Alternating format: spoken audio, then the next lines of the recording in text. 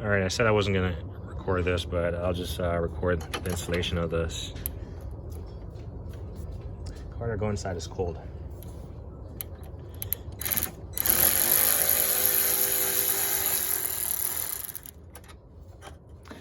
This one is easier. Carter, inside is cold. This one is easier because the little hitch right here,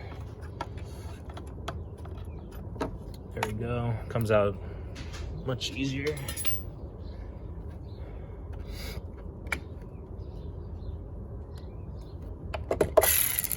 All right, we talked about red is first to the party, but also the last to leave. So we'll remove that last, remove the ground first. This car, I don't think has any codes on it to reset. At least I don't remember.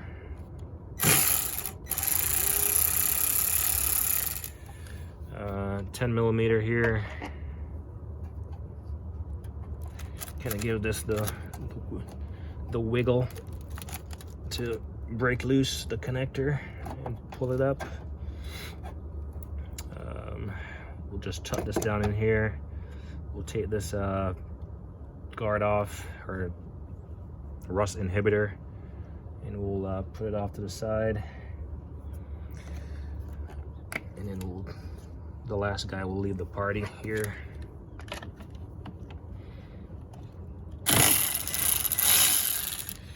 Again, you don't have to take those connectors fully off, you just gotta break them loose. And cover your terminal here so you don't make a accidental connection. We'll save this. Pop this guy out. And our battery here again does not come with a holder. We'll just take out this tray and just shake out the dust.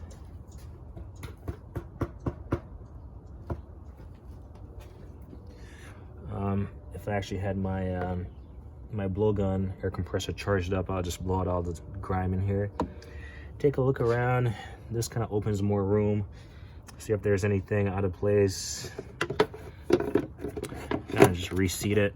It has some tabs on the bottom that goes into the different holes down here. Prevent it from sliding around in there. You'll know when you're seated properly. I don't know why it's giving me so much issues right now. There we go. And then we'll just end with a new. So here we go. Make sure your positive is facing the correct direction, unlike what I just realized with the previous batteries that was just ass backwards. It's unfortunate that this labeling is backwards on here, but whatever, at least when facing the car. And then we'll just reinstall this in reverse. So we'll put our lid back on, and that fits nicely, actually. So one of the indicators on my car was that this covering was not fitting properly, and then I was going to have to force it. So that was probably an indicator that the battery was not right for it. But according to their system, it was. According to their system, it was good to go. So I'm gonna have to take another trip. Luckily, I was gonna have to take a trip down there anyway to recycle the batteries to get my my core feedback. So it works out in that sense, but it's kind of unfortunate. And then we'll just make sure this is tight. So a couple things that affects the longevity of your battery is, you know, yeah, this thing wasn't hooked. You know, obviously the amount of times that you have to like get your battery, how many times you're gonna crank and then how long you're going to drive for the alternator to recharge the battery.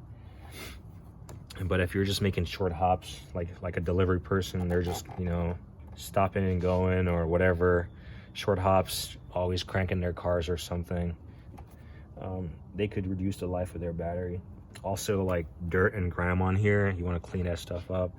And also, this battery is secure for a reason. Not only is it, you know, heavy, but moving it around also adds wear and tear to your battery.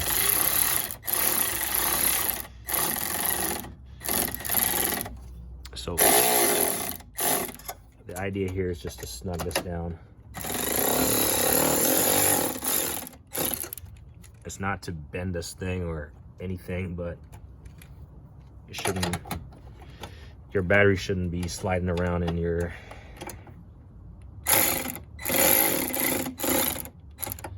shouldn't be sliding around in this compartment.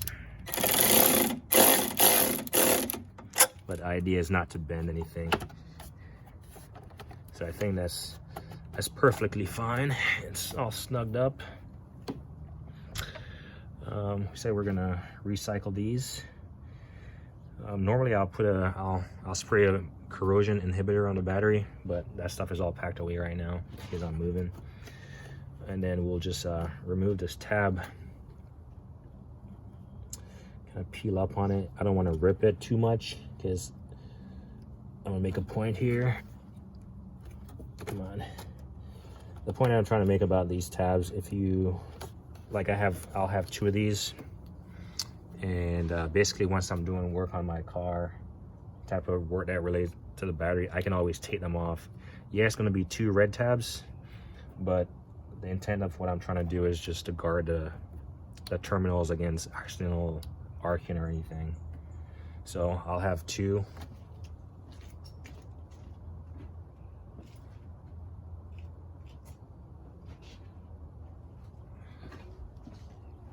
Here's the one from my other car, because I'm replacing 2 batteries. So if these just protect the terminals, so we'll save them. And then we'll put this guy back on here. Those things you can actually purchase, or maybe you can just go to your AutoZone and ask them. And then, like we said, red is first to the party and last to leave, right? So we took this off last, and now we'll put it back on first. So he's gonna show up first to the party. We'll just seat this connector, push it down on there, and get this 10mm.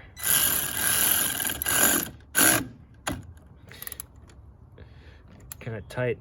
And again, you want to make sure these terminals are tight. You don't want to push against this plastic. You want to actually make sure you're not able to rotate this piece.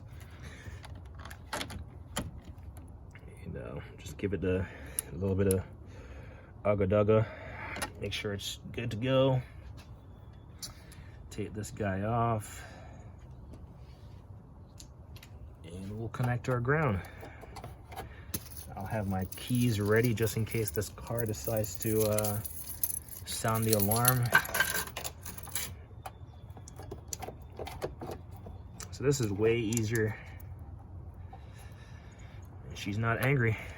Sometimes these don't want to go down like fully, and you can just tap.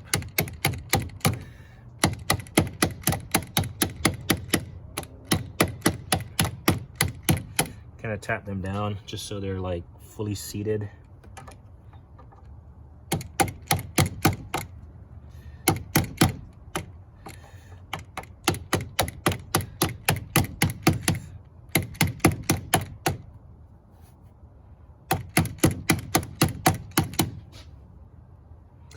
And sometimes that's as far as it will go. You don't want to mess up the terminal either by tapping on it.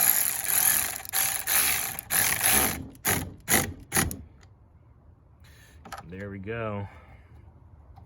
The new battery installed. The car did not yell at me. All the connectors are tight. This is tight. This is tight. put that lid back down. Battery's on there. We'll go start the car, make sure she's good to go, because we're gonna have to drive this back to the AutoZone.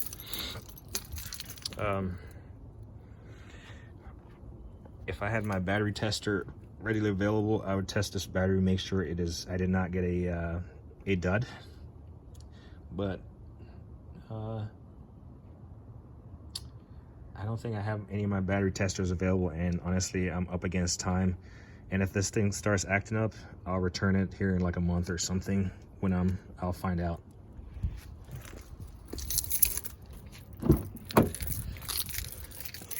So this car should start up with no issues. There we go.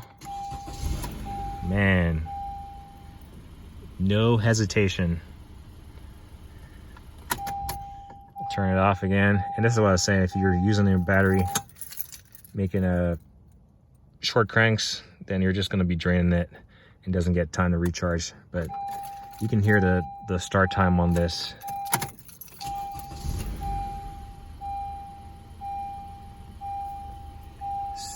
So much easier on the car.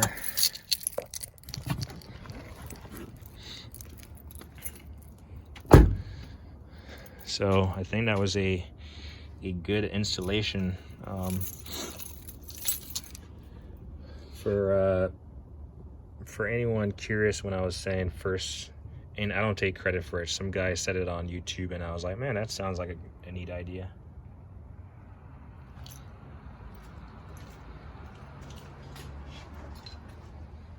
Or not a neat idea, but a good idea. So if you had jumper leads, right, this is from a jump pack. You usually got a red, your positive red, and the black. But if you're going to jump your car, as far as connecting them, red is first to the party. So you'll connect the red to the red, and then you connect the black to the black in that order. Red first and black. Sorry, my camera was about to tip. And then when you're disconnecting, red is last to leave the party. So you remove the black first and then remove the red. But anyway, that's the idea. And that's just if you're using a jump box, or if you had like, jumper cables or something.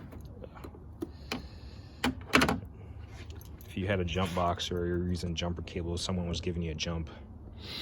But anyway, call that successful, and I'll go back and I'm still steaming about the situation that there's no way that this is gonna fit in my car with the positive terminal this far forward. It's just not doable. So my terminals are back there. That's just where you put it, but my terminal doesn't have enough reach to reach forward on the battery. So we're gonna take this one back to AutoZone, and we're just gonna recycle the old battery coming out of my car and the old battery out of the Honda. But anyway, like me always say, like on, don't hate the thing.